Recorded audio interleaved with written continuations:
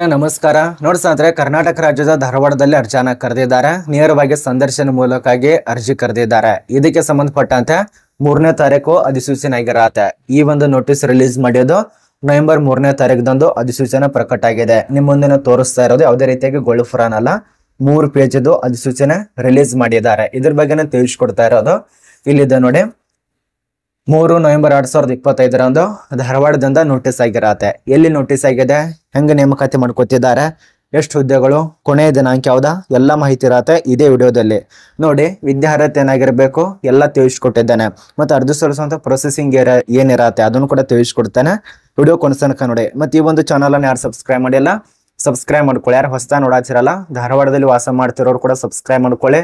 ಅಥವಾ ಕರ್ನಾಟಕದಲ್ಲಿ ಎಲ್ಲಿಂದ ನೋಡ್ತಾ ಇದ್ರಲ್ಲ ಅವರು ಕೂಡ ಸಬ್ಸ್ಕ್ರೈಬ್ ಮಾಡ್ಕೊಳ್ಳಿ. ಮತ್ತೆ ನಿಮ್ಮ ಒಂದು ಜಿಲ್ಲೆನ ಕಮೆಂಟ್ ಮಾಡಿ. ಯಾಕಂದ್ರೆ ನಿಮ್ಮ ಒಂದು ಜಿಲ್ಲೆಯಲ್ಲಿ ಏನಾದ್ರು ನೋಟಿಫಿಕೇಶನ್ ಆತಂದ್ರೆ ಪ್ರೈವೇಟ್ ಆಗ್ಬೋದು, ಗೌರ್ಮೆಂಟ್ ಆಗ್ಬೋದು, ನಾನು ನಿಮಗೆ ತಿಳಿಸ್ಕೊಡೋದಕ್ಕೆ ತುಂಬಾ ಅನುಕೂಲ ಆಗತ್ತೆ. ಮತ್ತೆ ಯಾವ ಒಂದು ಜಿಲ್ಲೆಯಲ್ಲಿ ಯಾವ ಒಂದು ಪೋಸ್ಟ್ ಯಾವ ಒಂದು ಸಂಸ್ಥೆಗೋಸ್ಕರ ವೇಟ್ ಮಾಡ್ತಾ ಇದ್ರೆ ಅದು ಕೂಡ ಆದಷ್ಟು ಆದ್ರೆ ಕಮೆಂಟ್ ಮಾಡಿ, ಬೇಡ ಅಂದ್ರೆ ಬಿಡಿ. ಬನ್ನಿ ಒಂದೊಂದ ತಿಳಿಸ್ಕೊಡ್ತಾನೆ. ಇಲ್ಲಿ ನಾನು ಮುಂಚಿತವಾಗಿನೇ ತಿಳಿಸ್ಕೊಡ್ತಾ ಇರೋದು ಇದು ನಮ್ಮ ಒಂದು ಭಾರತೀಯ Indian institute of inspiration technology Dharwad.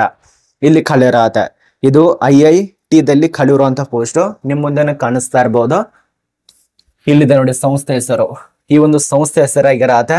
ಇದೊಂದು ಸೆಂಟ್ರಲ್ ಗೌರ್ಮೆಂಟ್ ಅಂಡರ್ ನಲ್ಲಿ ಬರುವಂತ ಒಂದು ಲಿಮಿಟೆಡ್ ಯಾವ ರೀತಿಯಾಗಿರತ್ತೆ ಅದೇ ರೀತಿಯ ಕೆಲಸ ಮಾಡತ್ತೆ. ಇದು ಕೂಡ ಇಲ್ಲಿ ಖಾಲಿ ಇರುವಂತ ಪೋಸ್ಟ್ ಹೆಸರು, ಯಾವೊಂದು ಪೋಸ್ಟ್ಗೆ ಅರ್ಜಿ ಕರೆದಿದ್ದಾರೆ ಅದನ್ನ ನೀವು ತಿಳ್ಕೊಬೇಕಾಗತ್ತೆ.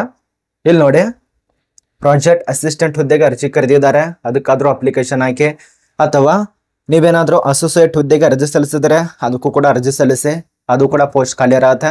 ಅದ್ರ ಬಳಿಕ ಇನ್ನೂ ಹಲವಾರು ಪೋಸ್ಟ್ ಇದಾವೆ. ಅದಕ್ಕೆ ತಕ್ಕಂತೆನೆ ಇಲ್ಲಿ ರೂಲ್ಸ್ ರೆಗ್ಯುಲೇಷನ್ ನೋಡೋಣ. ಮೊದಲನೇದಾಗಿ ಈ ಒಂದು ಪ್ರಾಜೆಕ್ಟ್ ಅಸೋಸಿಯೇಟ್ ಹುದ್ದೆಗಳಿಗೆ ಅರ್ಜಿ ಸಲ್ಲಿಸಿದ್ರೆ ಕಾಂಟ್ರಾಕ್ಟ್ ಬೇಸಿಸ್ ಮೇಲೆ ಇರತ್ತೆ.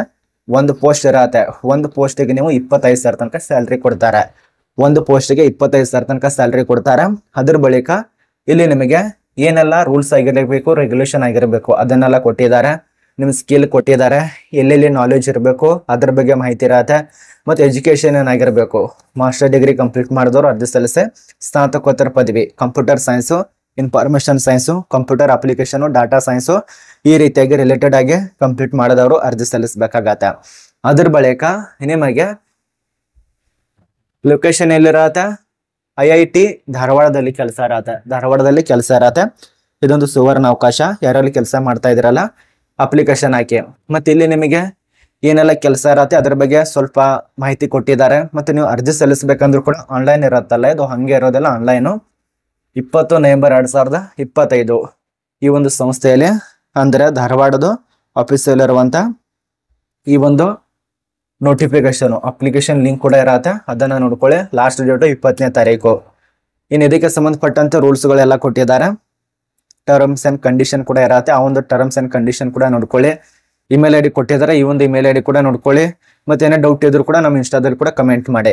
ಇಷ್ಟು 3 ಫೇಜ್ ಗಟ್ಟೆ ನಿಮಗೆ ಮಾಹಿತಿ ಆಗಿರತ್ತೆ. ಇದು ನಿಮಗೆ ಪೋಸ್ಟ್ ನೋಟಿಫಿಕೇಶನ್ ಬಗ್ಗೆ ಪೂರ್ತಿಯಾಗಿ ತಿಳಿಸ್ಕೊಟ್ಟೆ. ಇನ್ನು ಲೋಕಲ್ ಆಗಿ ನಿಮ್ಗೆ ಏನು ಬಿಟ್ಟಿದ್ದೀನಲ್ಲ ಅದನ್ನ ಸ್ವಲ್ಪ ಕ್ಲಿಯರ್ ಆಗಿ ತಿಳಿಸ್ಕೊಡ್ತೇನೆ. ಇದಕ್ಕೆ ವಯೋಮಿತಿ ಬಗ್ಗೆ ಯಾವುದೇ ರೀತಿಯ ಮೆನ್ಷನ್ ಮಾಡಿಲ್ಲ. ಇವರು ಇಷ್ಟೇ ವರ್ಷ ಆಗಿರಬೇಕು, ಅಷ್ಟೇ ವರ್ಷ ಆಗಿರ್ಬೇಕಂತೇಳಿ ಈ ನೋಟಿಸ್ದಲ್ಲಿ ಅಂತೂ ನನಗಂತೂ ಕಾಣಿಸ್ತಾ ಇಲ್ಲ. ನಾನು ಉದಾಹರಣೆಗೆ ನಿಮಗೆ ಒಂದು ನಾರ್ಮಲ್ ಆಗಿ ಇಷ್ಟೇ ಆಗಿರಬಹುದು ಅಂತ ಹೇಳ್ತೇನೆ. ಇಷ್ಟೇ ಅಂತಲ್ಲ, ನಿಮಗೆ 18 ವರ್ಷ ಅಂತ ಎಲ್ಲ ಒಂದು ಗೌರ್ಮೆಂಟ್ ಪ್ರೈವೇಟದಲ್ಲಿ ಕೇಳ್ತಾರೆ. ನಿಮಗೆ ಅಲ್ಲಿ 40 ವರ್ಷದ ಅಭ್ಯರ್ಥಿಗಳು ಇದ್ದಂಥ ವ್ಯಕ್ತಿಗಳು ಕೂಡ ಅರ್ಜಿಗಳನ್ನ ಸಲ್ಲಿಸಬಹುದು. ಸಲ್ಲಿಸಬಹುದು. ಇದನ್ನ ಅರ್ಥ ಮಾಡ್ಕೊಳ್ಳಿ. ನೇರವಾಗಿ ಸಂದರ್ಶನ ಮಾತ್ರ ಇರತ್ತೆ. ಯಾವುದೇ ರೀತಿಯಾಗಿ ಪರೀಕ್ಷೆ ಇರೋದಿಲ್ಲ, ಅದ ನಂತರ ಡಾಕ್ಯುಮೆಂಟ್ಸ್ ಇರೋದಿಲ್ಲ, ನೇರವಾಗಿ ಸಂದರ್ಶನ ಅಷ್ಟಾದ್ರೆ ಮುಗಿಯಿತು. ಅರ್ಜಿ ಶುಲ್ಕ ಅಂತೂ ₹1 ಕೂಡ ಇರೋದಿಲ್ಲ. OBC SC ST ಯಾವುದೇ ಕೆಟಗರಿ, ಉದಾಹರಣೆಗೆ OBC ತಗೋರಿ, ಈ ಒಂದು OBC ಅವರಿಗೆ ಏನು ಇರಲ್ಲ, ₹0. ಅದ ನಂತರ ನೀವು ಏನಾದ್ರೂ SC ಅಥವಾ ST ಅಭ್ಯರ್ಥಿ ಆಗಿತ್ತಂದ್ರೆ ನಿಮ್ಗೆ ಯಾವುದೇ ರೀತಿಯಾಗಿ ಇರೋದಿಲ್ಲ, ₹0. ಇದನ್ನ ಅರ್ಥ ಮಾಡ್ಕೊಳ್ಳಿ. ಇದಕ್ಕೆ ಪುರುಷರಿಗೆ ಮಾತ್ರ ಅವಕಾಶ. ಉದ್ಯೋಗ ಸ್ಥಳ ಧಾರವಾಡದಲ್ಲಿ ಒಂದು ಪೋಸ್ಟ್ ಮಾತ್ರ ಇರತ್ತೆ. ಸ್ನಾತಕೋತ್ತರ ಪದವಿದವರಿಗೆ ಅವಕಾಶ ಕೊಟ್ಟಿದ್ದಾರೆ. ಇದು ಇಷ್ಟು ಮಾಹಿತಿ ಕೊಟ್ಟಿದ್ದಾರೆ ಈ ಒಂದು ನೋಟಿಸ್ ಬಗ್ಗೆ. ಇದಕ್ಕಿಂತ ಜಾಸ್ತಿ ಮಾಹಿತಿ ಇದರಲ್ಲಿ ಇಲ್ಲ. ನಾನು ನಿಮಗೆ ಕೆಲವೊಂದು ಮಾಹಿತಿ ತಿಳಿಸ್ಕೊಟ್ಟಿದ್ದೇನೆ ಹೊರಗಿಂದು ಬೇಸಿಕ್ ಆಗಿ. ಇದು ನಿಮ್ಗೆ ಅರ್ಥ ಆಗಿದೆ ಅಂತ ಅನ್ಕೋತೀವಿ. ಏನೇ ಡೌಟ್ ಇದ್ರು ಕೂಡ ಕಮೆಂಟ್ ಮಾಡಿ.